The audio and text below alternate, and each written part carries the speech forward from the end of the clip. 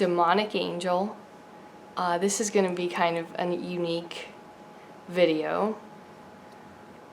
I keep thinking more and more about explaining the process of just practicing magic and what does it look like for somebody who is attracted to ritual or ceremonial magic. And you know, I just think that it's like something I really want to grow to do, is to share more, even if it sounds ridiculous. The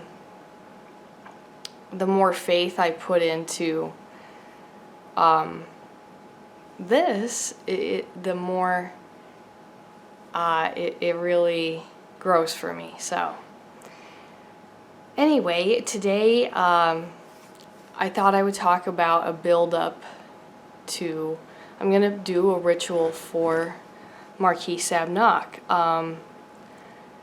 and I'll just do the enchanting, and I'm really going to make my altar look cool. I actually have to order some more candles and oils online and everything, so you know, I'll do that next. But I thought, well, it's time to talk about Marquis Sabnock.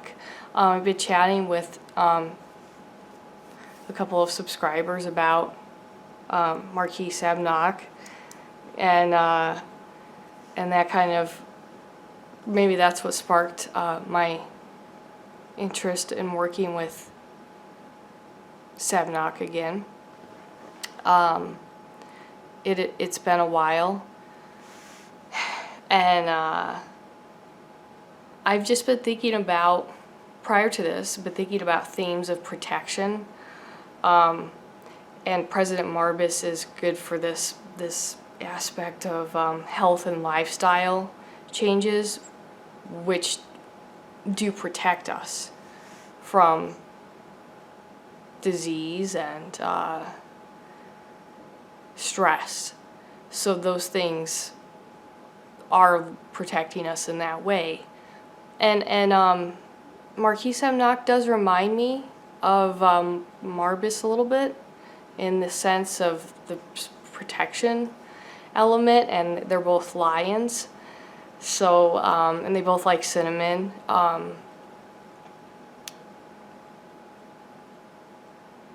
So that's just, you know, kind of a fun sort of similarity there.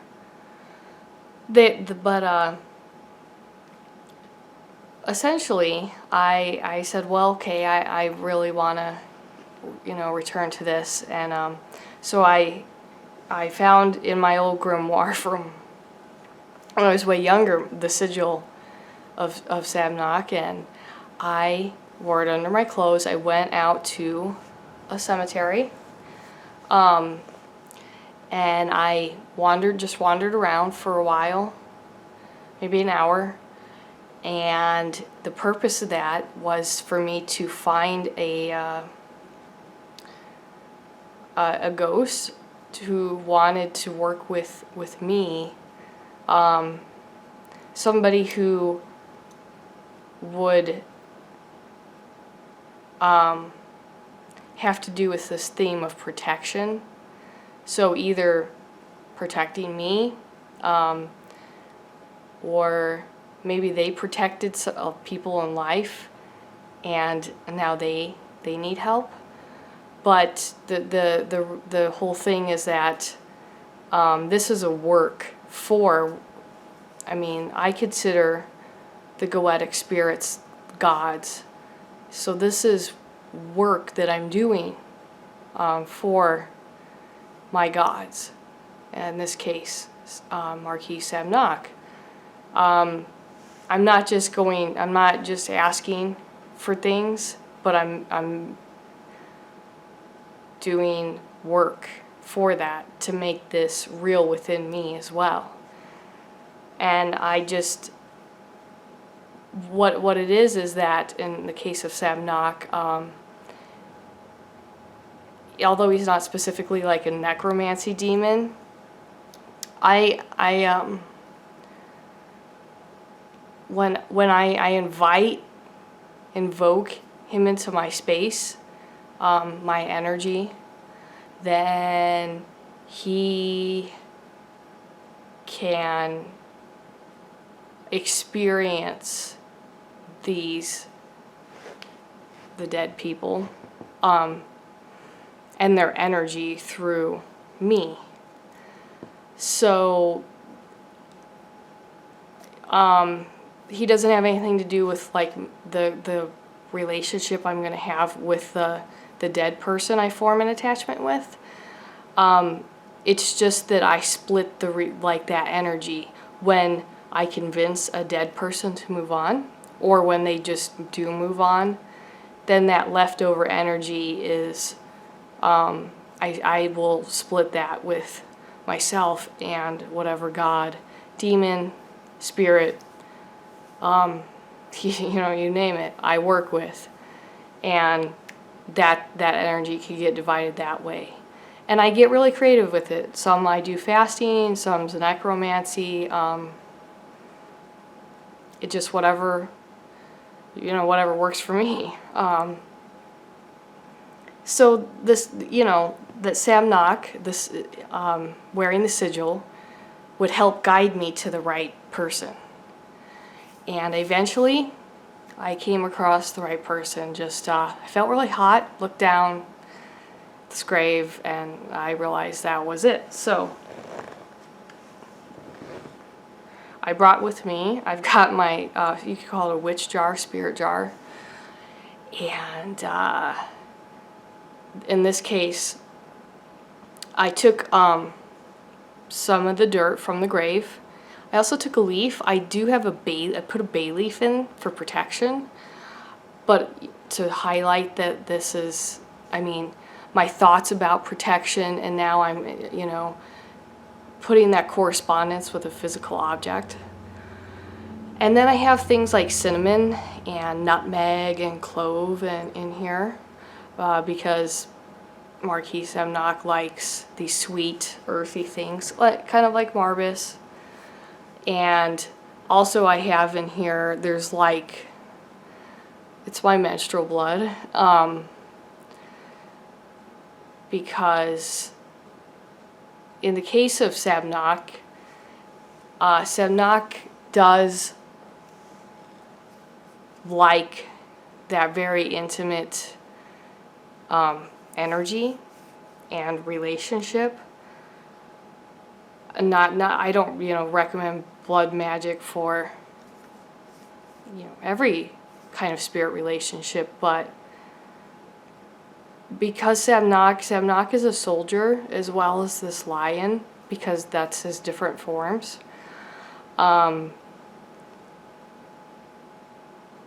Protection is forged in blood, and this is very, very intimate, because this is protection from not the mundane types of protection, but from spirits that are trying to possess you, that to do you harm, and even psychological patterns that really get addictive. Sabnock can have these influences for this protection, but it's very, very intimate. So that's why I apply blood magic in this case. I just use menstrual cups, and you could collect the cup or the blood out of the cup and use it, and that's what I do. So I got some, the grave dirt, and I also, of course, I have the sigil.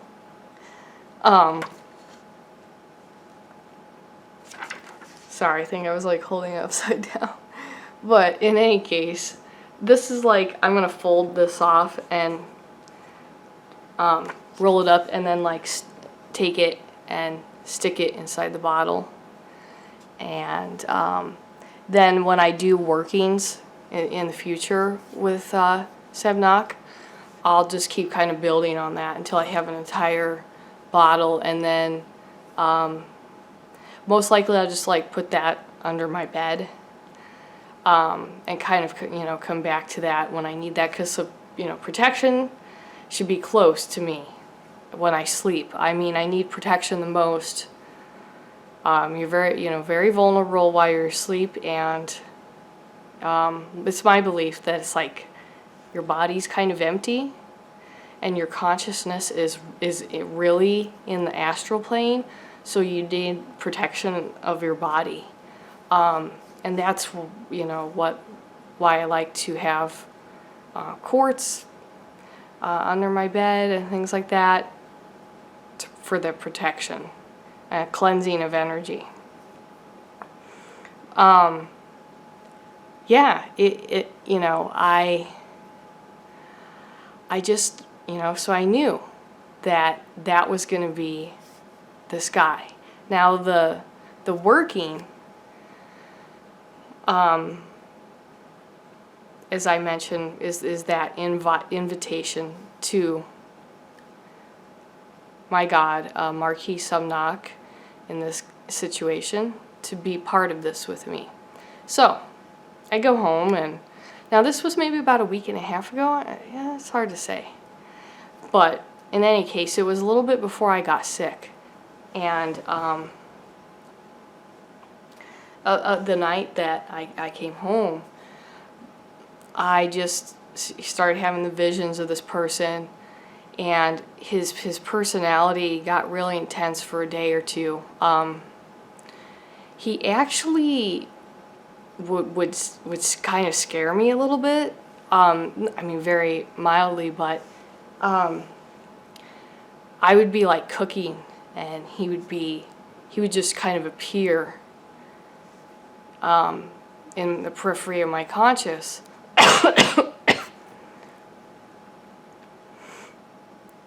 But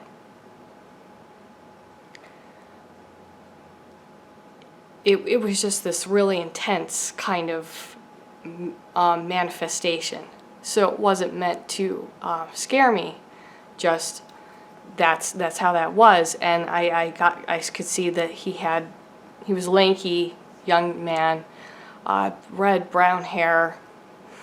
God, he really kind of reminded me of the 80s. Just he had this jacket on, and almost like the bowling looking shoes. And then I kind of realized he did like to go bowling with like his friends, and everybody thought he was sociable. Even though behind, you know, by himself, he really was struggling with depression. I really didn't get too good of a look at his face. It was like this. Like, that's kind of why I subconsciously just started doing that. When I would try to look at his face, he would go like this.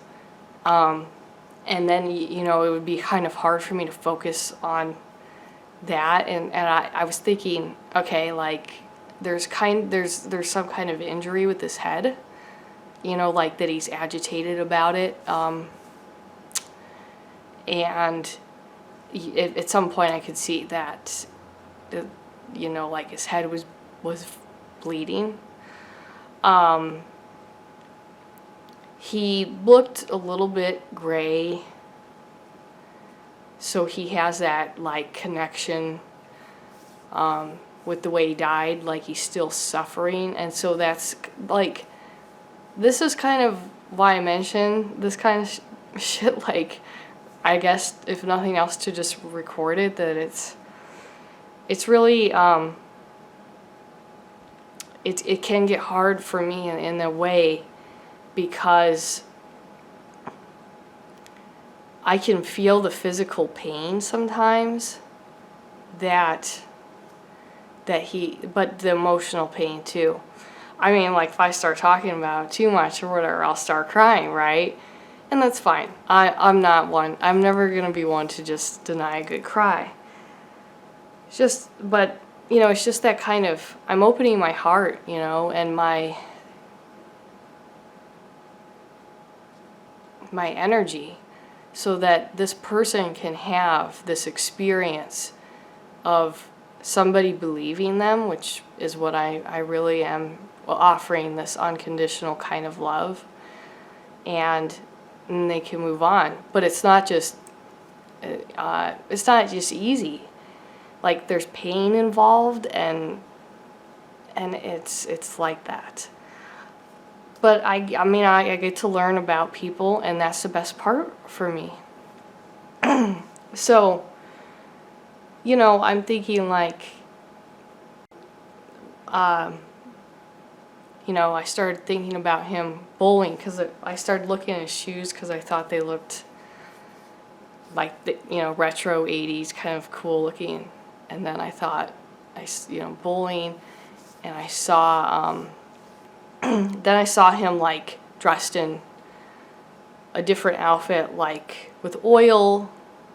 And so maybe he was like a mechanic, and like then he was in a uniform. So then I kind of realized that he was in the service, and that was probably why Sabnock had directed me to be with this guy, because he had served in some capacity. And I definitely, by you know, a couple days in, I knew that he killed himself. I wasn't 100% sold on it at first. Just kind of keeping an open mind, like, okay, he has this, you know, head wound, this head irritation, but what is it about? But then he really just, I had this experience of seeing him, you know. So it's like I have that experience of seeing what happened to him, but I'm not interacting with it, almost like you're watching a movie. So it's not like I'm there at that space and time with him, or I'm talking to him, but it's like looking in on that, and just him sitting alone, just at night, and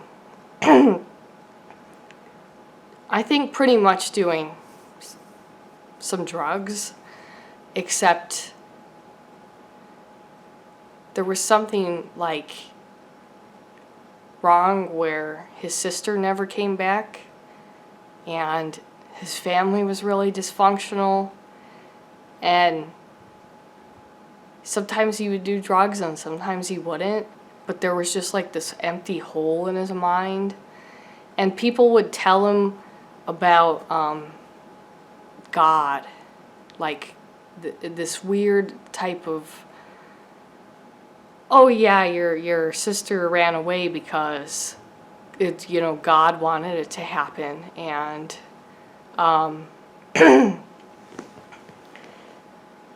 that maybe she's in heaven, and that's the better place than earth, and earthly things are bad, and so kind of a more, I mean, a very, very directly fundamentalist Christian kind of approach to looking at the world. And this did not do this guy any favors. I mean, he really suffered because of it. and he would imagine her being dead, like in different ways, dying, like, what if she died driving at night and, you know, nobody found her? What if she fell off a bridge walking? What if, and you know, that's just going through his mind. Millions of scenarios about how she could have died, while these people keep telling him this kind of religious stuff. And I think he was an empath, and he just never learned how to channel that and find an appropriate kind of outlet, and it was too much for him, and I think that for about 3 days, Oh, yeah, as I mentioned, sorry, I'm getting over being sick, but for about 3 days, he was with me. When I did start to get sick, I thought that maybe he would stick around longer, just because I wouldn't have as much energy to give off. But after he conveyed the messages to me about his sister and the religious kind of thing, I made it accessible for him to understand that I could really relate to some of the things that he felt, and he just moved on.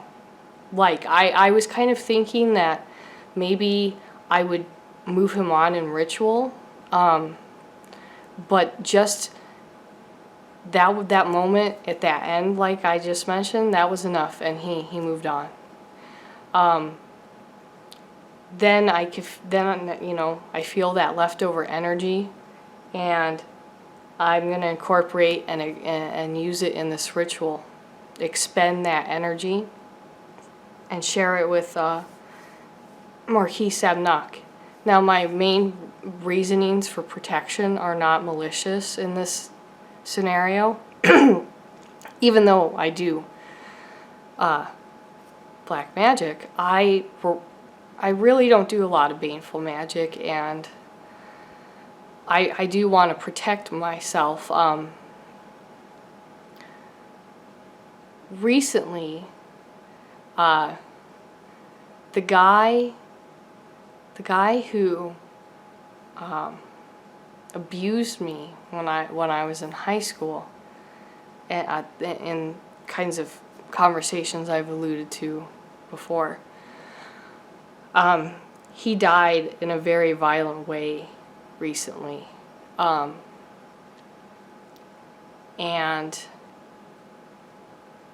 I just wanted a little bit of protection, even psychologically, just to help me integrate this information to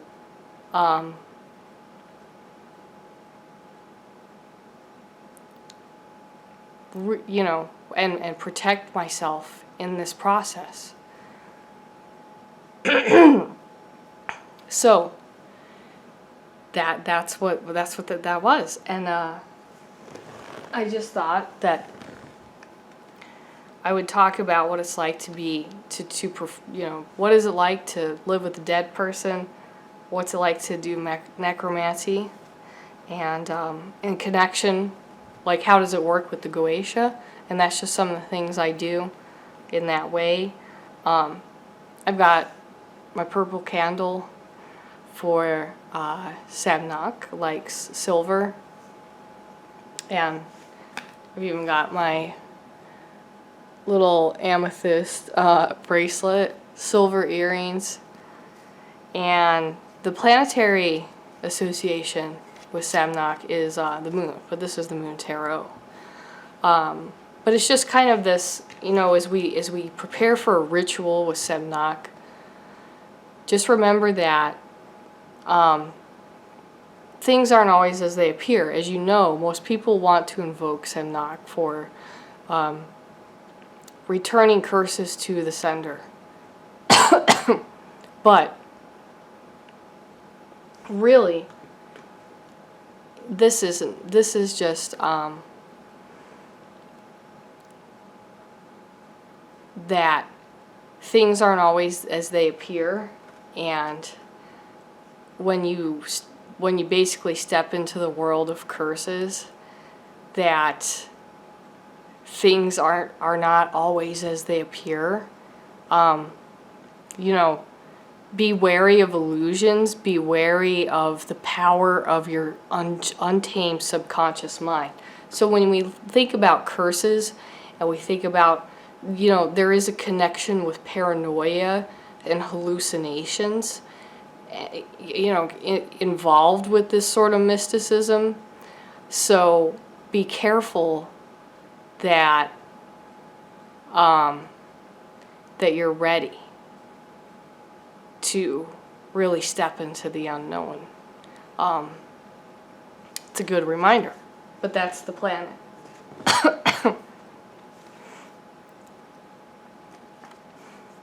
The tarot though, for Marquis Sabnock is the Eight of Swords.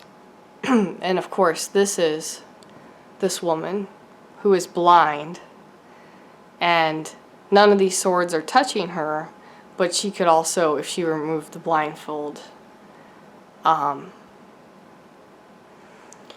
she could easily reach or wobble over and grab a sword, find a way to escape. She's in her own imprisonment here. And that's kind of this with curses. If you when you curse somebody, when you want, I mean, because with Marquis Sabnock, people want to use that for infecting the person. But I mean, if you just want to return to the sender because you're being attacked, that's a different story. Because you have every right to protect yourself in that way. But when you seek to inflict this kind of pain, these kinds of tarot and planetary associations, they serve as warnings and stories surrounding this. That, you know, you choose to attack somebody,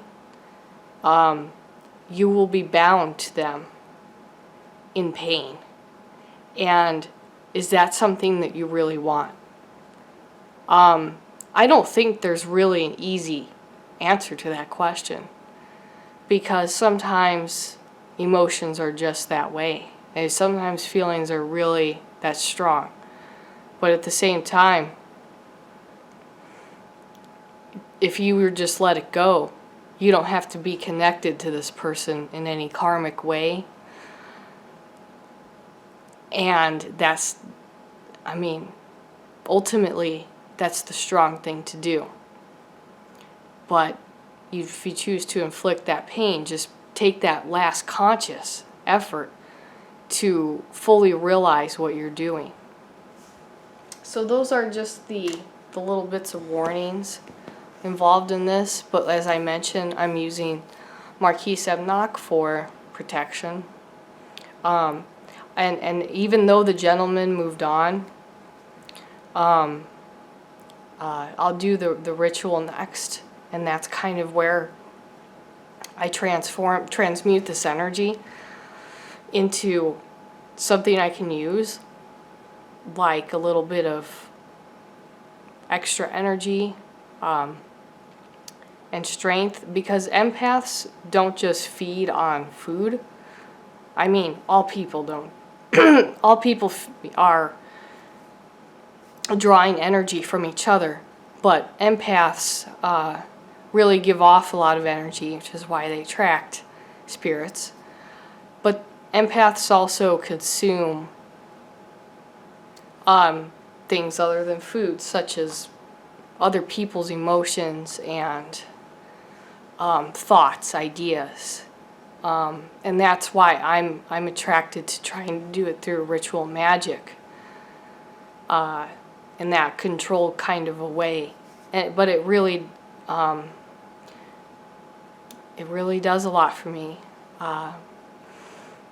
Anyway, as you guys could tell, I'm still getting over.